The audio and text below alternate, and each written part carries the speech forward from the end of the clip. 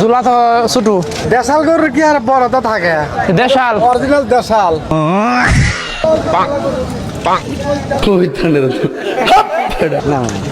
জুলা ছোট যে কোন ছোট? ওই যে আপনি দেখেন না এই যে रुको जरा सबर करो। এই যে হালার গরু কিনবার আইছি না গোবর কিনবার আইছি না। জুলা তো ছোট। জুলা ছোট তো জুলা ছোট না কোন ছোট?